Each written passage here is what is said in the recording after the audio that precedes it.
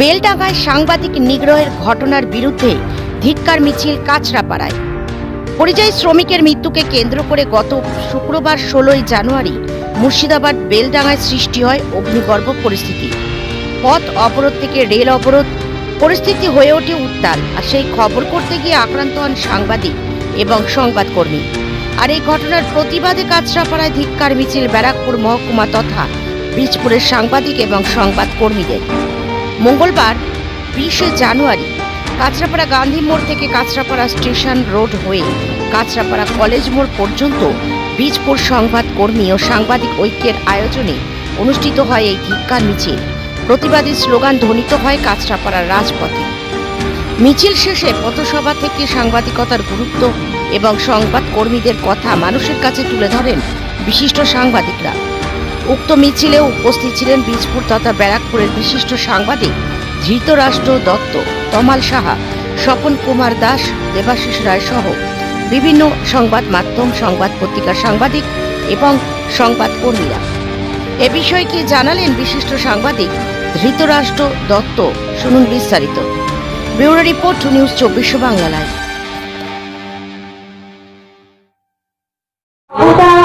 বেলডাঙ্গার ঘটনা আমাদের সাংবাদিক বন্ধু নিগ্রহতা হলে কি বলবেন? দেখো, যে সাংবাদিক নিগ্রহ হয়েছে, এই নিগ্রহের ঘটনা বিচ্ছিন্ন ঘটনা নয়। আমাদের পশ্চিম বাংলার বিভিন্ন প্রান্তে আমাদের সাংবাদিকদের নিগ্রহ করা হচ্ছে, সাংবাদিকদের মারধর করা হচ্ছে, সাংবাদিকদের কলম ক্যামেরা কেড়ে নেওয়া হচ্ছে। এমনকি সাংবাদিকদের শায়েস্তা করতে না পেরে থানাতে পুলিশ কেস করা হচ্ছে, মিথ্যা কেস করে সেই সাংবাদিককে টাইট করা হচ্ছে, টাইট করার চেষ্টা হচ্ছে। আমরা যারা স্বাধীন মিডিয়া, মানে যারা ধরো নিউজ চ্যানেল খুলে, পোর্টাল খুলে বা সংবাদপত্র পাক্ষিক সাপ্তাহিক যে সংবাদপত্র তারা চালায়, সেই সাংবাদিকদের ওপরেই কিন্তু বেশি করে টার্গেট নিচ্ছে এই বিভিন্ন দুষ্ট চক্রের শক্তি। সেই শক্তির বিরুদ্ধে লড়াইয়ের জন্যই আজকে আমাদের কাঁচরাপাড়ার যারা সাংবাদিক বন্ধুরা আছেন তারা আজকে একটা প্রতিবাদী পদযাত্রার আয়োজন করেছিল এবং শেষে একটা পথসভার আয়োজন করা হয়েছিল।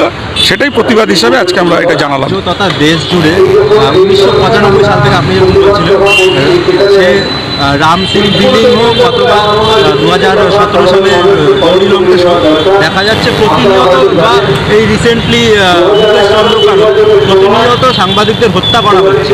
এই বিষয়টাকে কীভাবে দেখছেন? এবং পাশাপাশি যে রিপোর্টার্স উইদাউট বর্ডার্সের যে ইন্ডেক্স আছে, সেটা আমরা সেখানে 180টা দেশের মধ্যে 151তম মধ্যে আমাদের ভারত। কী বলবেন?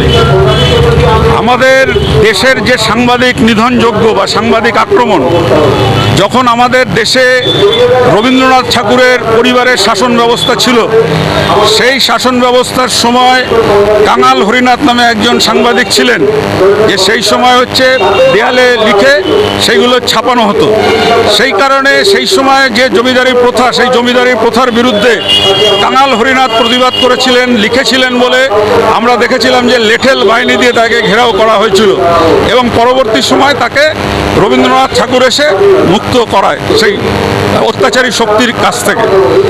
আমাদের দেশে যে বেকার অবস্থা যেভাবে বাড়ছে, আমাদের রাজ্যে যেভাবে চাকরি হারা হচ্ছে মানুষ, সেখানে দাঁড়িয়ে ছেলেমেয়েরা শিক্ষার শেষে কি করবে, তারা কিন্তু এই ধরনের মিডিয়া খুলছে এবং মিডিয়া করছে, সততার সঙ্গে সত্যটা মানুষের সামনে জানাচ্ছে।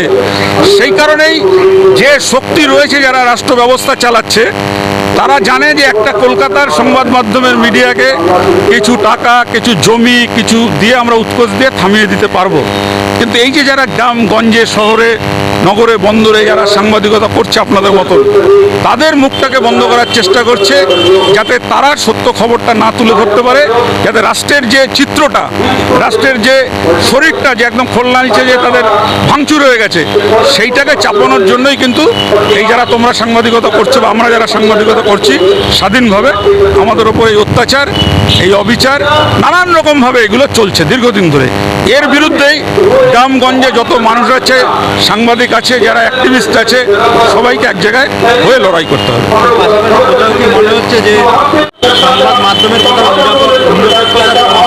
কমতি হচ্ছে, যে কারণে এইসব মব লিঞ্চিংয়ের ঘটনা হচ্ছে।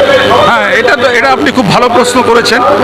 কারণ আমরা এখন দেখতে পাচ্ছি যে বিভিন্ন জায়গায় দেখবেন একটা খবর কলকাতার যে 4টে মিডিয়া রয়েছে তারা 4 রকমভাবে পরিবেশন করছে। মানুষ কনফিউজড হয়ে যাচ্ছে কোনটা সত্যি কোনটা মিথ্যা। আজকে কেন মানে সাধারণ মানুষ আমরা আগে দেখেছি যে একটা ছোট পাক্ষিক পত্রিকা করলো সেই পত্রিকার সম্পাদক বা সাংবাদিকদের একটা সম্মান দিত, কিন্তু এখন দেখছি যে সেই সম্মানের যে মানুষের জন্যই তো আমাদের পরিবেশন করা, কিন্তু সেখানে আমরা তাকিয়ে বিভিন্ন সময় দেখতে পারি যে মানুষ আমাদের মধ্যে আমাদের ঠিক সহযোগিতা করছে না। কেন করছে না? এইটাই হচ্ছে সেই কারণ যে কলকাতায় বিভিন্ন রকম সংবাদ মাধ্যম বা সংবাদপত্র যেগুলো রয়েছে তাদের মালিক যারা রয়েছে এরা এক কথায় বিভিন্ন রকম শক্তির কাছে নিজেদের শিরদাঁড়া বিক্রি করে দিয়েছে। ফলশ্রুতিতে মানুষের যে ইচ্ছা সংবাদ শোনা, মানুষের যে ইচ্ছা বা মানুষের যে ভালোবাসা সাংবাদিকদের প্রতি ছিল তা অনেকটাই বিপন্ন হয়েছে। এখন এই গ্রামের যারা সাংবাদিক আছে আমাদের মতন যারা করছে তাদের লড়াইটাকে মানুষ সমর্থন করছে আবার নতুন। কখনো নয়, কারণ আমাদের দেশ যখন তৈরি হয়েছে স্বাধীনতা আমল থেকে অনেক সাংবাদিকদের জীবন চলে গেছে, তাই বলে সাংবাদিকরা তো মানে তাদের লেখা বন্ধ হয়নি, তাদের ছবি তোলাও বন্ধ হয়নি, এটা চলছে সমান তালে।